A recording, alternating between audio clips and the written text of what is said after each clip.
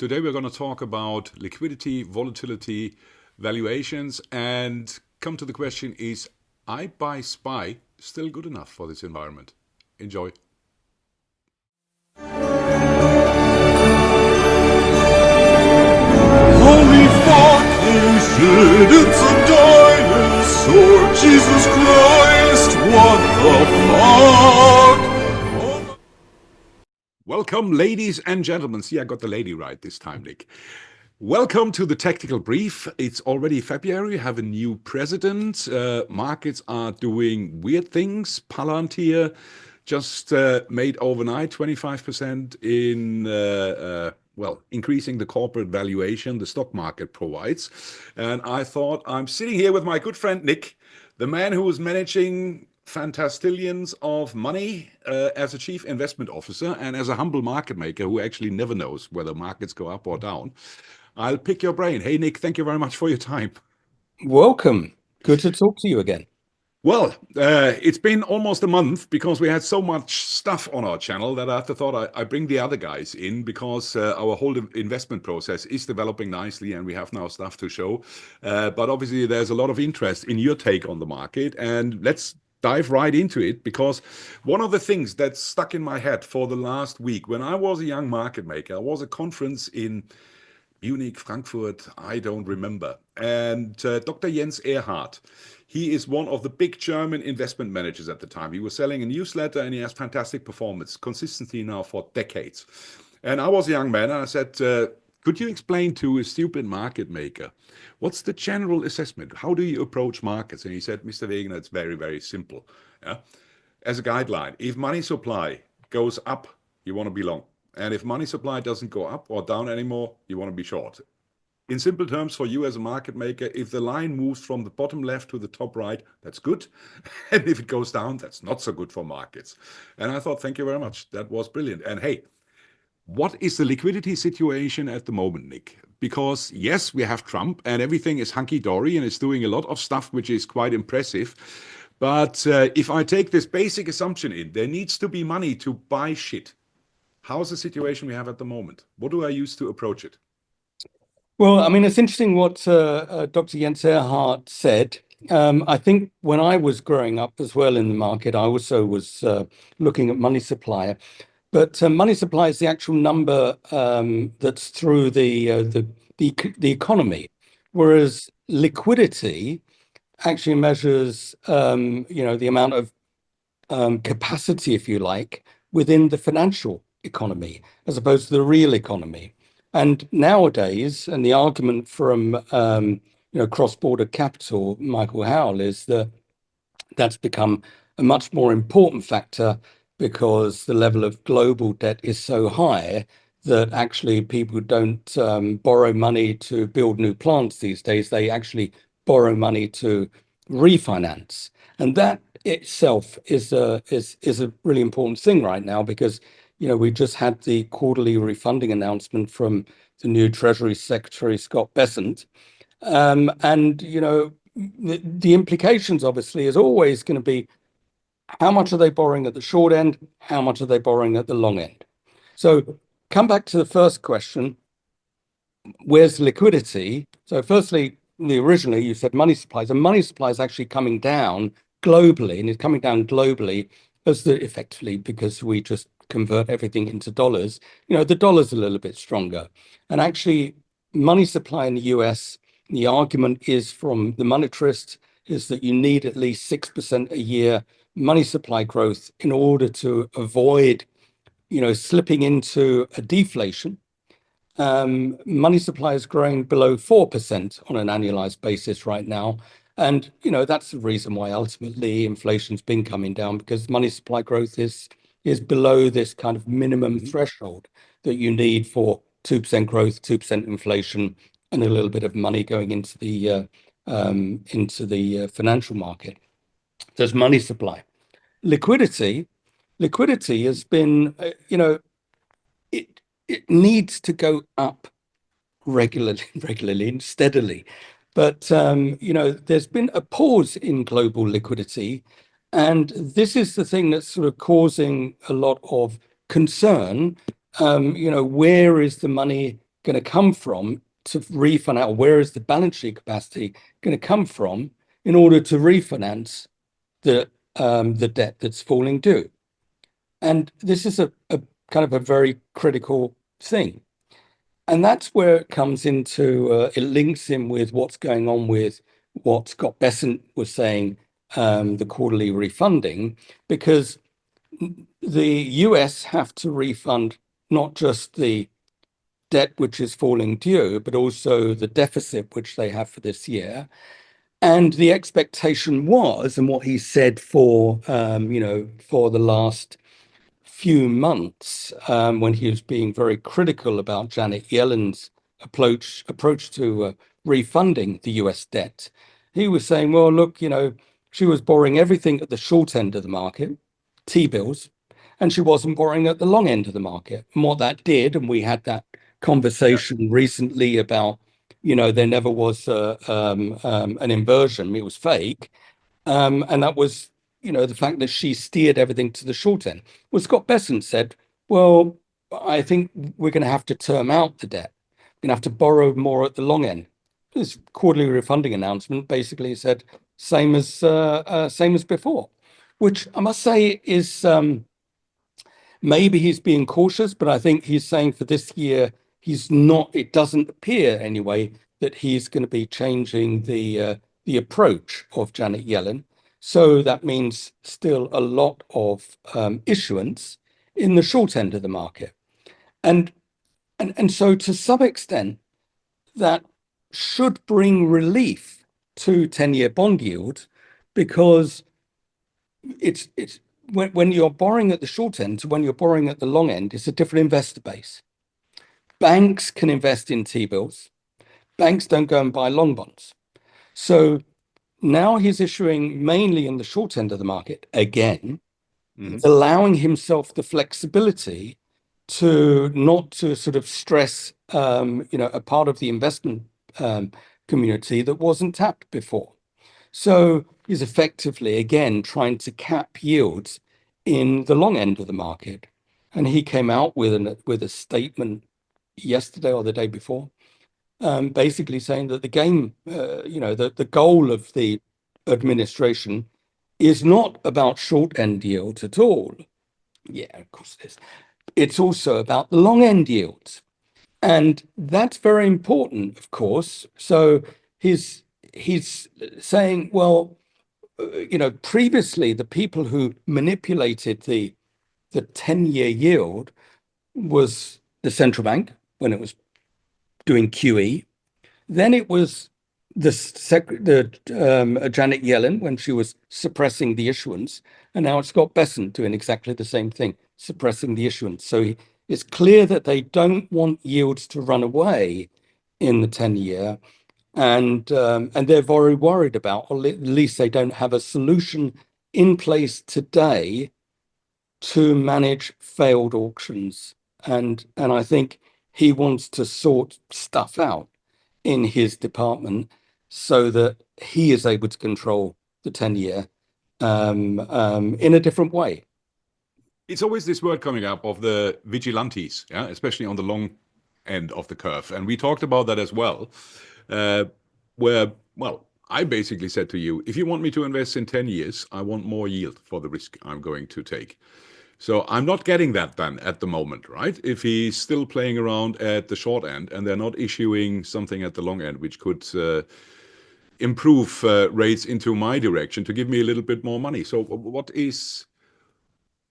what's the long game they're playing there? If he can't do anything, they're not doing what they originally said. Yes, we are shifting short-term financing into the longer sector. How are they getting out of this? Are they all just hoping growth will magically appear and make the world a better place? Well, growth doesn't necessarily help you refinance debt. But I think what he's realizing, or what he's, his early homework in the department was, because of the sheer volume of issuance that needs to take place this year, he would probably be killing the 10-year.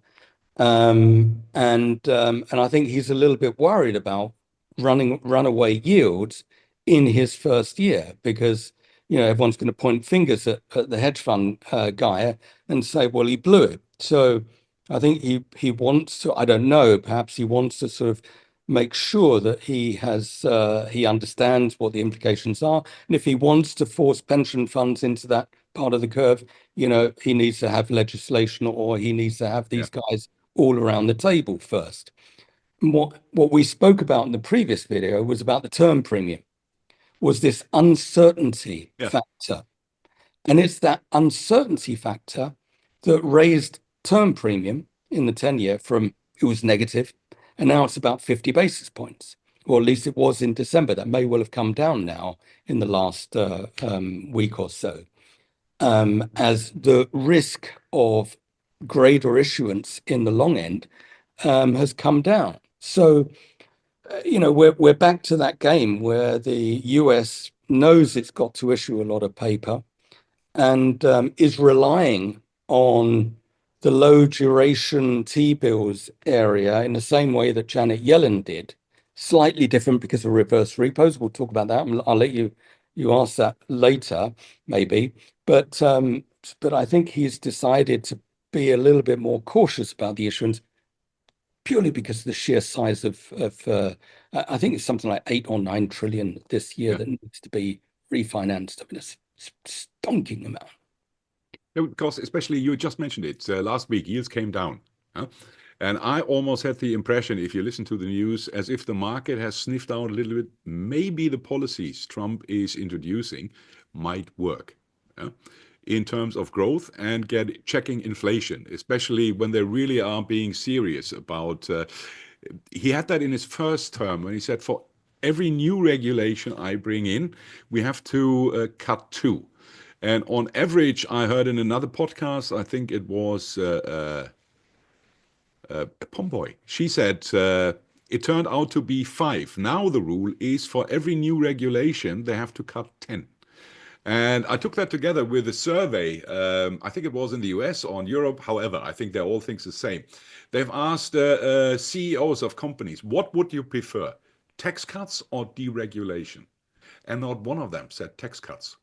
And the explanation was simply to say, if they take deregulation off our back, stuff gets cheaper. When things get cheaper, prices come down. We make more earnings. We can pay more taxes. Our investors will be more happy. Don't bother too much with the tax side of it. Get the regulation down. And I thought, okay, maybe that is the mitigating factor, which could really rescue these markets on a medium to long-term basis if the policies start working. The dream team management of the economy in the US right now, if you could write down what you would do if you were president, I think you would probably say, yeah, get rid of legislation, make sure that you're not overburdening the population with stuff like that, rebuilding your manufacturing, cutting waste in government. So allow smoking in bars. That would be nice. Again, going back to that kind of world where you'd say, yeah, smaller government is good. And let's not forget, so part of the, this is semi-political, I guess, but what was going on for many years is that America was spending a lot of money on wars. Money was obviously sort of finding its way into foreign governments, finding its way into the hands of corrupt politicians, and not necessarily to aid across the world. And so it was kind of wasteful spending. And surely the American people now should be happy that they're going to cut out the waste, and hopefully they use the money to either partially pay debt or give it back to the people in the US. But I mean, that kind of makes a lot of sense. And I'm really surprised that sort of some other governments aren't saying, hey, we should do that in our as well. We should cut regulation. We should cut the size of government. But of course, that's not taking place yet. Maybe people want to see the results of it all. But, everything you see coming out so far It's the in their thing nature. that They they are can't do. cutting They is can't. They incredible. can't do it, Nick. It's in their nature. Our socialists all over Europe, in the UK, they can't do it. You can't roll back regulation. Yeah? They want to tell people how to live their lives. And Millet was the first who said, "Let people live their lives on their own." And now Trump seems to be doing the same. Yeah, let's see what's going to happen. But the big point about this all, we always say, yeah, stock markets are forward looking, and then it's the old adage, but somehow they never see it coming. Yeah? What is happening if Trump does what he wants to do, reduces regulation, and suddenly all this cash piled up in equity markets goes into the real economy because there are opportunities for investments? Meaning the term now liquidity. What's the liquidity situation for the equity market if we would assume that a percentage of this money, which is at the moment in Nvidia, Palantir, Apple's, and all the big names of the Absolutely. world, is going back into the real economy because suddenly there are growth rates. Your money gets more bang for the buck. Are we at a situation where they could be endangering the markets, or am I just making stuff up? No, I think that's a very realistic, plausible kind of explanation. If you just simplify this thing with a basic example, and you say, okay, they used to give the money to a wasted cause, and some corrupt politician ended up with the money somewhere around the world. What did he buy with his money? He bought a yacht, he bought a house probably in London or in America or wherever it is, or on the coast somewhere, on a beautiful stretch of beach. He bought some Bitcoin, he bought some gold, he bought some Nvidia, and that's where the money went. Well, okay, now you don't give that money to the corrupt politician, and the money goes into the people in some way, benefits or services or however it gets translated. That money, therefore, isn't in the financial economy, it's in the real economy. And, the financial economy has received a big boost when, the country with the reserve currency of the world Yeah. is writing checks everywhere. And if you stop writing checks everywhere, then something has to give, right? So we have to sort of think about this. Is what Trump is doing actually going to trigger a decline in growth initially until growth picks up? Because that's the other thing to consider, is that the economy has been growing because there's been a lot of spending out of government over the last years. And if you say, well, your 7% of GDP goes down to 3% of GDP, which is the target of these guys, well, then 4% of GDP spending is going to disappear. It may get reduced deficits and all of this stuff, and it's wonderful, but 4% of GDP is a big number to take out the economy that the economy was used to, money coming in from the rich guy somewhere here and there. So there is, I think, a real risk that that the economy does suffer initially, and for different reasons. So, firstly, government spending is coming down.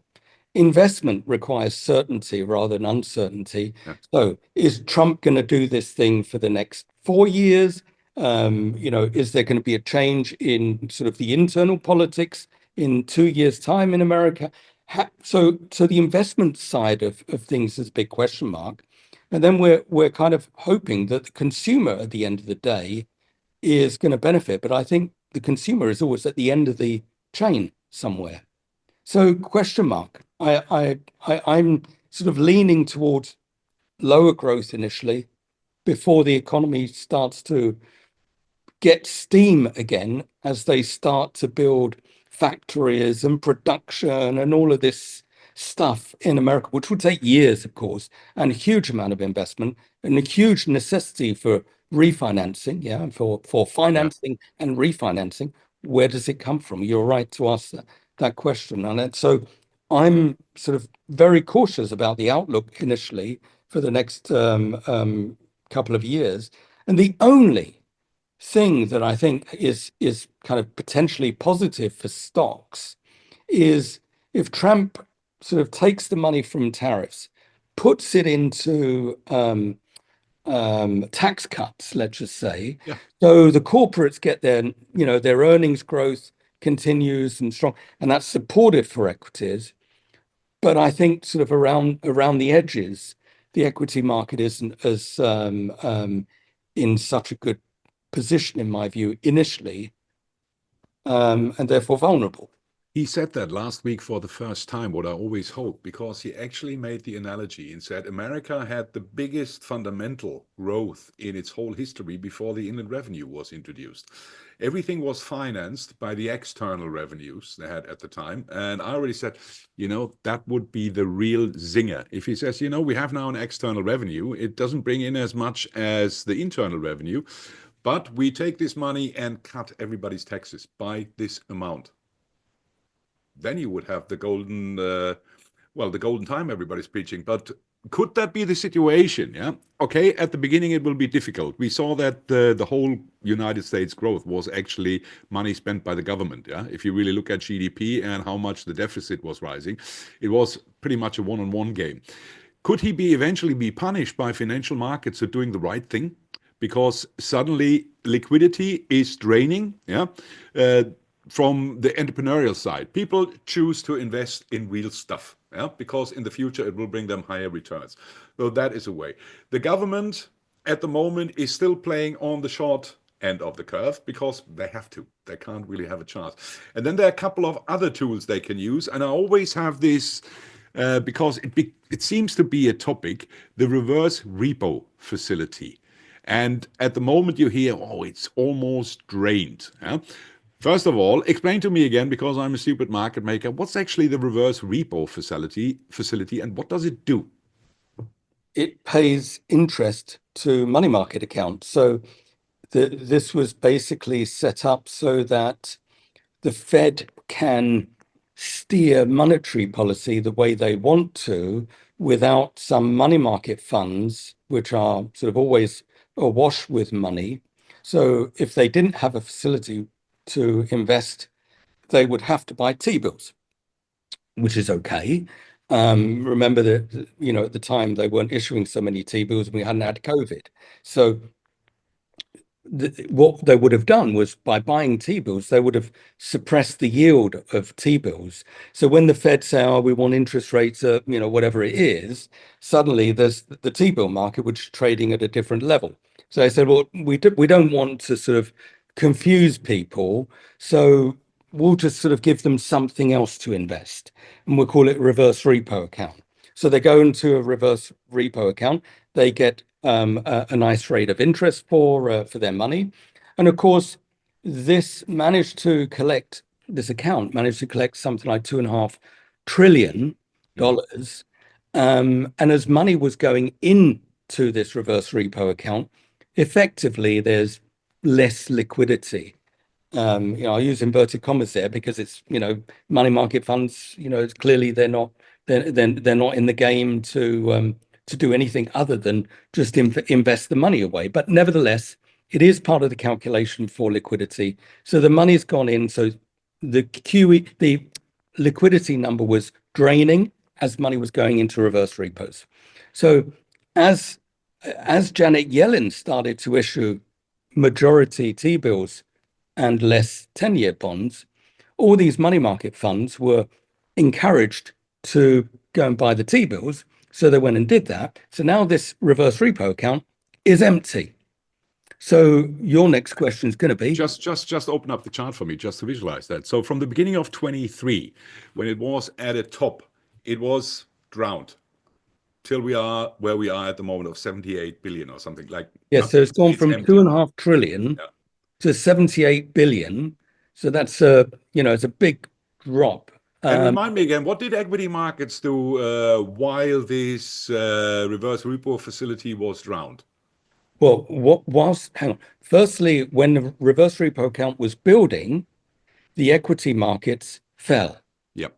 When the reverse repo account started to drain, effectively, the money it's in the system because they are buying the T-bills. So what's happening is the government spend the money, issue T-bills, and the money market fund go and give them the money this way. And that's basically, why it's a liquidity positive. So as the 2.5 trillion goes down to almost zero now, it is, right?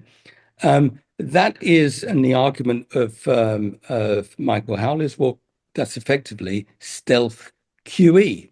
So on the one hand, the Fed were claiming over the last couple of years, we're doing QT because we want to do quantitative tightening because we want to reduce the size of our balance sheet. And of course, they did that, 40 billion a month or whatever it was. But on the other side, the reduction in the reverse repo account totally outnumbered the amount of QT they were doing. And effectively, this is where the Fed were effectively putting money into the system whilst they were saying they're taking money out the system. And this is the stealth QE that happened over the last couple of years. Oh, and lo and behold, stock markets were up. So what's the solution now? The punch bowl is now empty. Yeah. You can't drain further liquidity out of the reverse repo. We're at 78 billion. Yeah. We had that earlier, the conversation offline, that if NVIDIA can lose 200 billion in market capitalization on a day, 78 billion doesn't sound like a lot.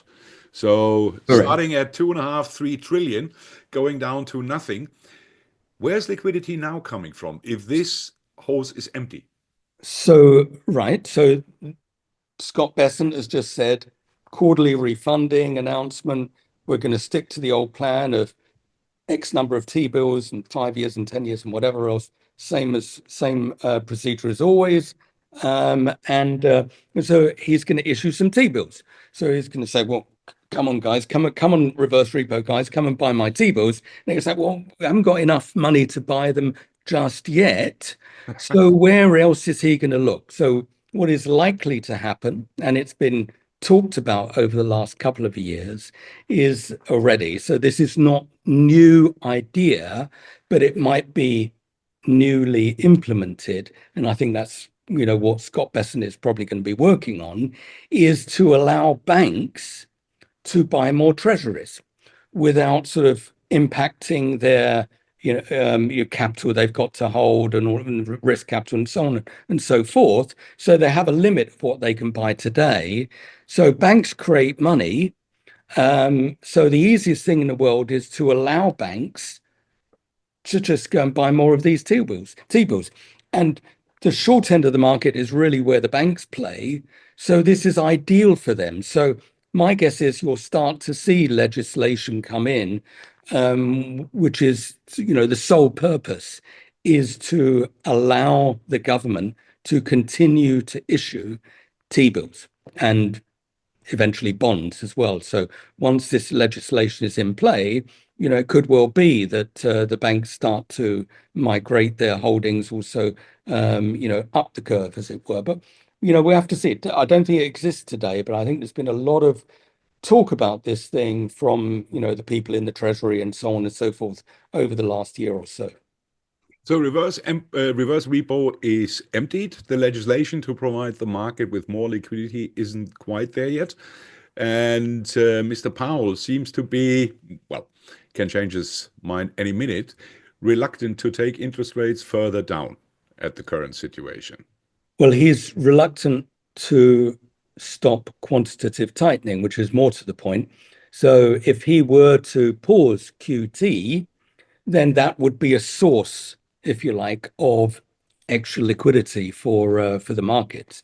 But at the moment, he is still, following the QT plan.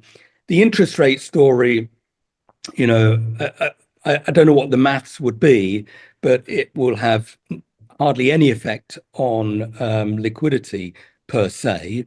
And, the most important thing is not the rate of financing, but the balance sheet capacity to refinance. And, Powell does what he does, but I think the bottom line is at some stage, the Doge committee will probably come in and say, right, we've gone through all of these wasted contracts and we've saved some money for the government. Right. And there's another thing on the list. It's called interest rates, and that's a trillion. So what are we going to do about that one? And they will find a way to get that number down. And they may not even need to say anything because, again, is inflation going up or is it going down? And it is still, it may be stubborn, but it is not going up. And for that reason, the necessity to have interest rates, real interest rates, at such a high level, is questionable. Why do you need real interest rates so high? Big question mark. For me, I don't get it. And it could be just a Powell thing. I'm sure under a new Fed chairman, they might see the world differently. Well, if the economy is doing well, as it apparently did over the last years under President Biden, and it's still doing fantastically, best economy ever, you wouldn't believe it. I can't do a Trump impression yet, but there is not really a need to provide the market with additional liquidity because we have this split between the reality, the real economy, and the asset bubble we have. And that leads me to the other point, because you've mentioned that over and over again. It's all about the corporate earnings. And we are in earnings season right now at the moment. And the mega caps seem to at least deliver a mixed picture at the moment. So if liquidity is a wash and earnings are not further increasing, and we have an extremely high valuation, it's the old game. I heard this line a couple of weeks ago and I loved it. So it was about the Sharpe ratio. Yeah? Sharpe ratio simply for our listeners, what's the return of an asset? You deduct the risk-free rate from it and divide it by its volatility. Yeah? By how much risk are you taking for the earnings you're getting? And the S&P, let's say, made 30%. The risk-free rate was at 5%. You had 25 volatility at 12%. You had a Sharpe ratio of 2, which is unheard of. And the slogan was, why do I care what's happening in all these asset classes, markets? I buy SPY. And I thought, are we still in this situation where I can say, I buy SPY? Or is it now take a foot on the brake? Because I was talking about that from a different angle for the whole last year. I thought, where's my recession? The Democrats are surely not building the best performing economy. Now it's different. And did not hear anybody talking about recession anymore since Trump's in there. Is that also a sign? We saw the last short seller, Hindenburg Research, folding its deck 4 weeks ago. That's usually a sign of a top, if you ask me. A big signal, isn't it? That's usually a sign of a top when the last bear throws in the towel. I mean, there are a few other bears, sort of you see them, very intelligent people who are still in the game there, waiting for the bear market. But one thing that you should consider when you're buying an equity or whether you're buying a bond is whether or not you're being paid for the extra risk. And obviously you could say, well, there's no risk in equities because they always go up, whereas the bond market last couple of years wasn't doing very well. But still, the maths is between a guaranteed return, for the length of your investment, versus what's not guaranteed, and that's the equity risk premium is supposed to compensate you for that. So the equity risk premium is about 4 and a smidge. So whatever. It's negative towards bonds. So 4 and a bit is what you'd expect for the equity risk premium. Yeah. We're earning 4.5 on treasuries or thereabouts. So 4.5 plus. So you expect a 9% return, 8.5, 9% return on equities. Yeah. If you expect 8%, 9% return on equities, well, the S&P this year needs to go up. Let's just say we started the year at 6. So 8% of 6 is a big number, it's 5. So you're at 6.5. So the S&P, if it goes to 6,500 by the end of the year, then with the maths, you have only just covered the equity risk premium. You haven't earned more.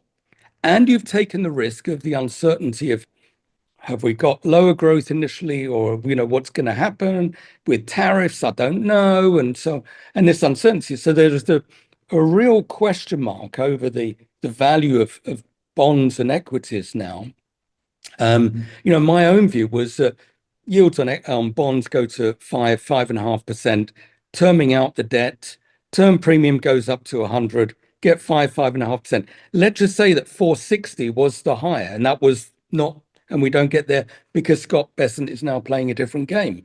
And suddenly you'd say, well, okay, so if Scott Bessent wants to put a cap on yields, well, then I'm reducing the risk of the bonds that I didn't have in the last 2 years.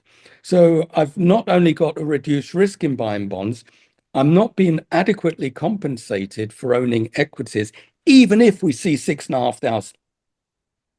That's the kind of thought process that you've got to go through right now in your allocation. And Yeah, well, let's not forget, sorry, one last thing. Yeah.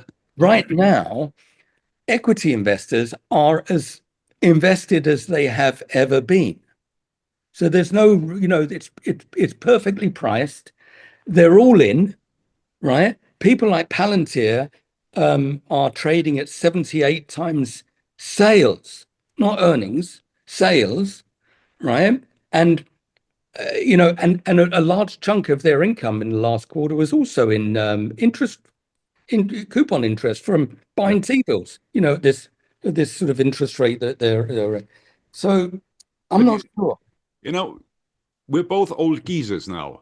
This conversation could have happened in 1998, and instead of AI, it would have been the internet. And all the points you made are absolutely valid, and I'm with you on that. And what did the market do? It doubled. Yes. Yeah. Yes, we could have also said that in 99. So therefore, how do we get out of this conundrum where Yep. we talk about, we do a lot of intelligent thinking. We have all of this knowledge behind us, and then we make an assessment and we say caution. And then we look at the market and we look at the technicals, because for me, that's why I shifted from this kind of macro only thinking in the early 90s Yeah. to a technical thinking, because I'm hoping that gives me a little bit more of an edge in difficult times. And so that's where I'd say in 1998, I probably would have said, no, it's still going up. Well, I was just in the screens and saw these things happening all the time, and I couldn't really bother about it. But the older you get and the more you see in the markets, it's really, it's usually when you finally get what you want, and the Trump administration is a big positive on markets, on the economy in general. Yeah? Nobody who is in their right mind would doubt that, because the social experiments fail everywhere. No example. Usually get then great disappointment if the right guy does the right stuff and the market say, nah, we're not liking it. We want more now. And you can't, at the valuation levels you just described, we can't deliver more in these markets. So my little I buy SPY should not be the prevailing theme for 2025. I think the way that I would put it, and something we spoke about last year, towards the end of last year, that the expectation was that, if we think we're at the, let's just say, tail end until we have that certainty about growth, and they've built the factories that they need, and the economy is going like gangbusters, and we haven't interrupted the global trade through all of this sort of adjustment processes on sort of trade surpluses and deficits. Until that happens, then we think about volatility, and therefore we need to be more active as investors to look for times where we want to benefit from a rally in the market, and times where we want to put on some protection strategies to manage that risk. But I don't think it's a buy it and forget scenario again. I think it is a buy it and manage scenario. Yeah, with you on that. You mentioned volatility. That's the game I'm playing at the moment. I think there is somebody in the market who is suppressing volatility spikes. My conspiracy theory. So it seemed to be a natural top at 25 when you look at the futures market. Somebody's selling at these levels. Fine. They're selling only as long as something really big happens, like in 2008 or 2020, yeah. But at the moment, it's this at the moment volatility has come down again. Yeah, it's always this. You have to pay the carry to carry volatility, but it's the only we call it wonderfully anti-fragile asset we have. Yeah? If things go pear-shaped, this thing spikes, and then you can earn back a lot of the carry you paid in the meantime, and you sleep well. So yeah, my strategy is still mostly volatility driven on the trading side. When it's high, I like to sell. When it's cheap, I like to put a little bit protection in. My last pet love, gold, Nick. Is there still upside potential? Well, yeah, but the higher it gets, where is the final target? It's like, is there upside potential in Bitcoin? Yes, there is. How much volatility do you want to see You before? see, that's where you're disappointing me. Dr. Achim Illner said to me, oh yeah, Bitcoin, it can be 100x. I want you to say, oh, gold can be 100x because I own gold. I don't own Bitcoin. Well, put it this way. I mean, let's just sort of come back one step from the debate on, equities. Is it an easy bet and is it not an easy bet? And, what else can you do? So before you jump into the alternative asset space, we talk about international equity markets Yeah. for value. We talk about the bond market being now priced for the risk you've got in equities, so you've got that as an alternative, and then you've got these two asset classes or these instruments of gold and crypto where you can also be invested. The volatility on these things is actually not as much as some of these equities, I must say.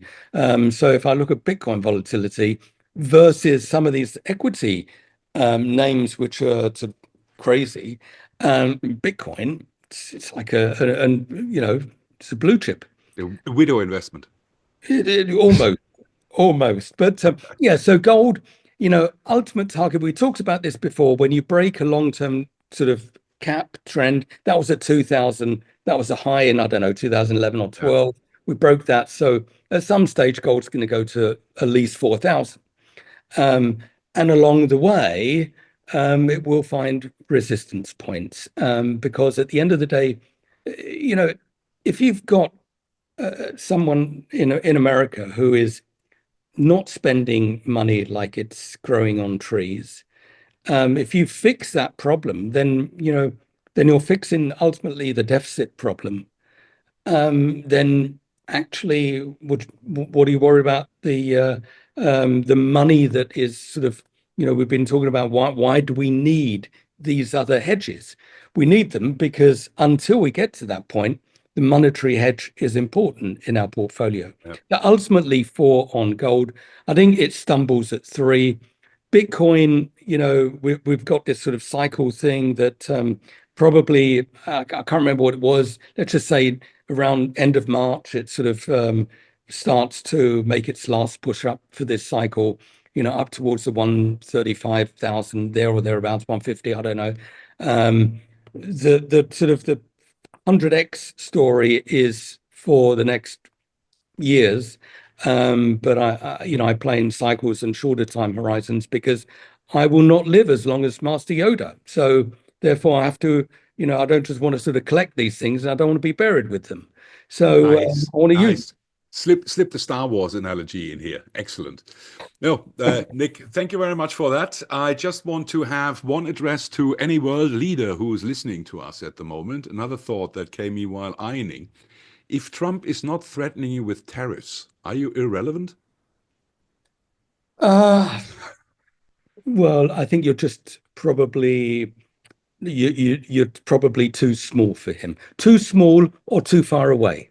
Because you have the European Union, yeah, and they are a prime target, a bunch of socialists sitting absolutely there. Right. I think and first he addressed the Canadians, the Mexicans, the Chinese, and talking with the UK that they should do things in a certain way.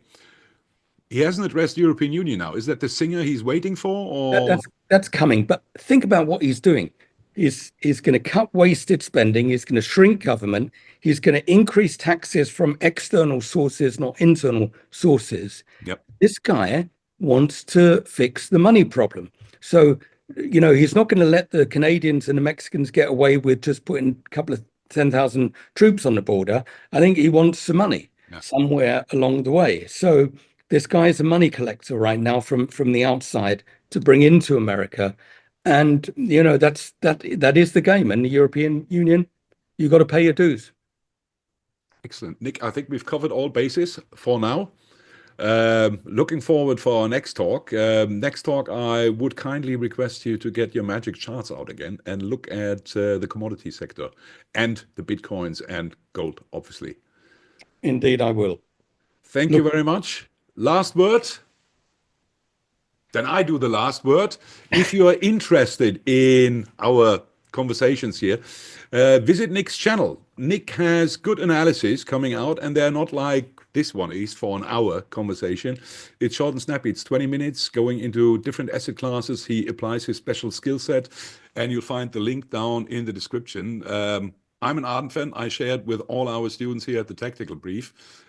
Become a fan, give us a like, a share, and spread the good word. Thank you very much for watching us. Thank you all, and thank you, Torsten. That was very nice. Thank you. Bye. Bye-bye, everyone.